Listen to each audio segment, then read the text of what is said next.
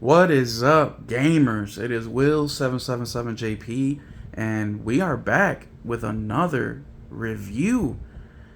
Oh man, so I beat Death Stranding 2 July 15th, 2025, and it took me about 65, 70 hours. And from the moment I put the controller down, which was super late at night, I had to wake up to go to work in about 5 hours, but I was so close to finishing it. I pulled through and I did it. As soon as I woke up to go to work, I immediately grabbed pen and paper and started writing words down. And it's taken me 2 weeks, 2 weeks to complete this review. I try to make it thoughtful, with a purpose, explanation, and just to give you my overall vibe for the game. If it sounds like I'm reading, it's because I am. But I really wanted to make sure I did this review justice. So, once again, I'm working on getting better at these. So, hit the comment section down below. Let me know what are some things I can improve on. What are some things you like? What are some things you don't like? And we'll keep it moving. So, thank you so much. And I can't wait for you guys to hear my review. And let me know what you think down in the comment section. Before I get started, thank you so much for all your support. Thank you so much for being here. If you're new, welcome. Please hit the subscribe button and notification bell so you stay up to date whenever I post videos. Let's get started with a Death Stranding 2 review. Kojima Production has done it again with Death Stranding 2 on the beach. It's a sequel that builds upon the unique foundations of its predecessor while pushing the boundaries of what a video game can be. As someone who enjoyed the original Death Stranding, it was a solid, innovative experience with its emphasis on traversal and connection in a fractured world. I never quite bought into the masterpiece hype that surrounded it. It felt more like a bold experiment than a flawless gem, with some pacing issues and repetitive elements holding it back. Thankfully, the sequel refines many of those aspects, delivering a more polished and engaging adventure that had me hooked from start to finish. One of the standout features right off the bat is the onboarding process. Kojima and his team have nailed the introduction, easing players into the game's complex mechanics without overwhelming them. The early hours served as a seamless tutorial, blending narrative exposition with hands-on gameplay that teaches you about cargo management, terrain navigation, and the supernatural elements like BTs and the beach. It's intuitive yet immersive, making even newcomers feel empowered rather than confused. If you played the first game, it respects your prior knowledge while introducing new twists, like expanded chiral network features and doll-like companions without skipping a beat. The core gameplay loop remains centered on delivery and exploration, but it's evolved in meaningful ways.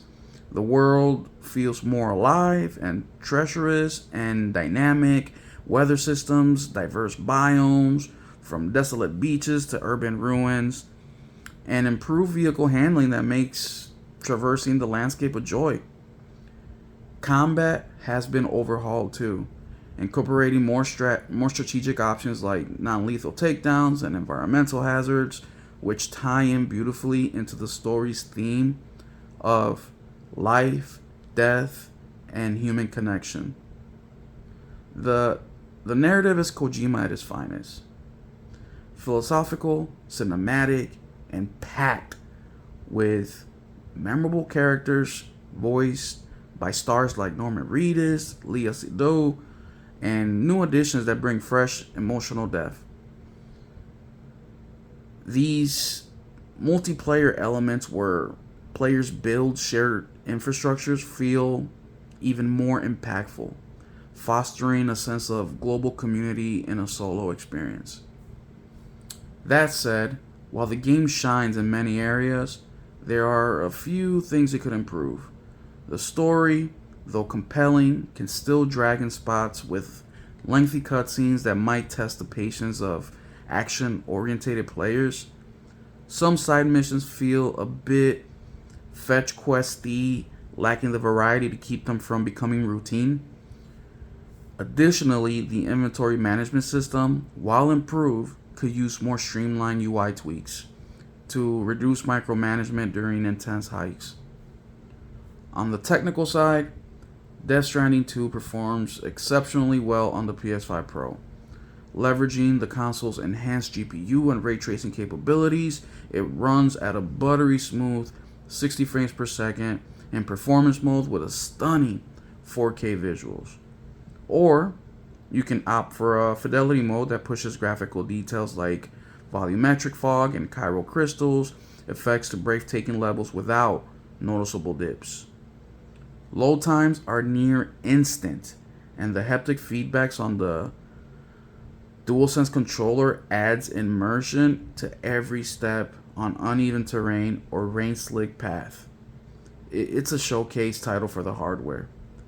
With no major bugs or frame rate issues in my playthrough, overall, Death Stranding 2 on the beach is a triumphant evolution of Kojima's vision, blending artistry, innovation, and a heartfelt storytelling into an unforgettable journey. It's not perfect, but it's damn close, earning a well-deserved 9 out of 10.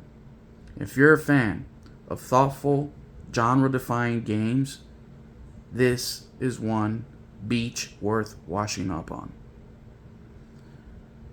That is my review, y'all. Thank you for being here. If you guys would like to know more specifics as far as what are some of the differences in vehicles and weapons and outfits and characters, and if you want me to get into more details of that nature, just let me know in the comment section down below.